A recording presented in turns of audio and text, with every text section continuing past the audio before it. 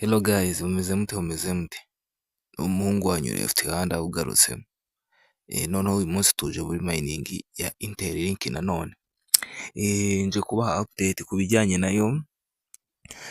Mining ubona ko ifite icyerekezo, ifite ibintu byinshi izatugezaho. Yego, nawe utarayikora icyo usabwa ni ukuba itangira.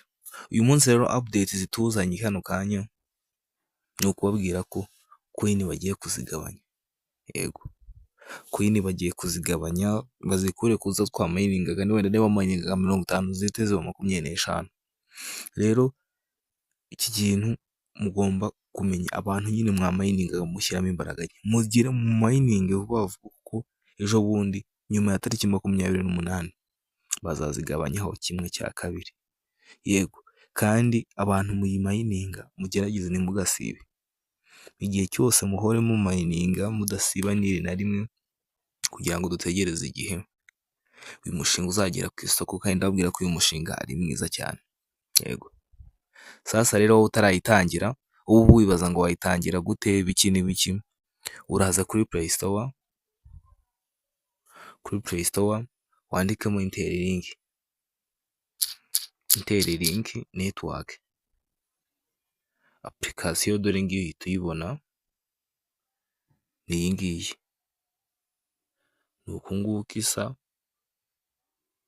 warangiza ugahita uyidownloadinga. Iyo umaze kuyidownloadinga uhita uyopeninga, ukaza ugafunguramo account. Abantu mufite ikibazo cyo gufunguramo account munyandikire kuri WhatsApp manasize kuri iyi video, byose ndabafasha nta kibazo.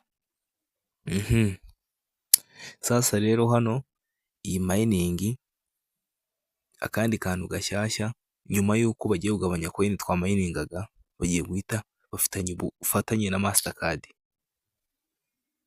I mean na Visa card. Visa card bagiye kuzajya bafatanya na Visa card mu buryo bwo kwishyura. Bagiye gusohora ikarita bita Interlink Visa card, umuntu azajya akoresha yishyura. Yego, yishyura ubundi ibintu bikorohana. Noneho nawe ufite verified ITRG ukaba wazigira ute, wazikoresha wishyura ibintu runaka, yaba ari kuri ku masoko online cyangwa mu masoko asanzwe cyangwa mu mahoteli cyangwa mu matike y'indege, ibyo ari byo byose nyine. Rero mugerageze mu mining, abantu mu mining, abantu mutari ku mining mugerageze munyandikire kuri WhatsApp marizana kuri hano, ubundi bafashe gufungura ama account, ibisabwa byose mbafashe kubyuzuza, ubundi namwe mutazacikwa n'uyu mushinga. Yego, uyu munsi nabategura aka video gatoya bitewe n'uko uyu munsi ufite umwanya mutoya. Ejo cyangwa umusibe ejo nzabakorera video nini bijyanye n'ubufatanye bwayo na Visa card n'ibintu bijyanye n'iyo halving. Yego, akantu nashaka kwari ukubibutsa abantu mutarayitangira, mugerageze muyitangire brad. Nabarimo murayikora rimwe mugasiba bigatuma coin zanyu bazigabanya, mugerageze mu mining mudasiba inshuro n'imwe. Nurangiza no muri security saka, abantu mutaba muri security saka namwe mushaka uburyo muzijyamo. Vuba turi muri security saka unyandikira kuri WhatsApp nkagufasha kuyijyamo, biroroshye. Nge bangize umwambasaderi nyine tu, kibangiza ambassador, dore ngaka akantu kandanga nyine. Yego, kandi ko kandanga nyine kuko ndi umwambasaderi. Ubwo rero abantu mufite ikibazo muri Interlink nabafasha, abantu mufite ikibazo muri Interlink icyo ari cyo cyose nabafasha. Nyine banshyizeho nk'umwambasaderi, ngomba gufasha abantu bayimayininga byose. Rero nawe ikibazo cyose ufite uba ugomba kunyandikira kuri WhatsApp yose kuri WhatsApp mba nashyizeho no kuri video nkagufasha gufungura account, kujya muri security sako n'ikindi kibazo icyo ari cyose waba ufite. Gusa mugerageza muyishyiremo imbaraga mu mining.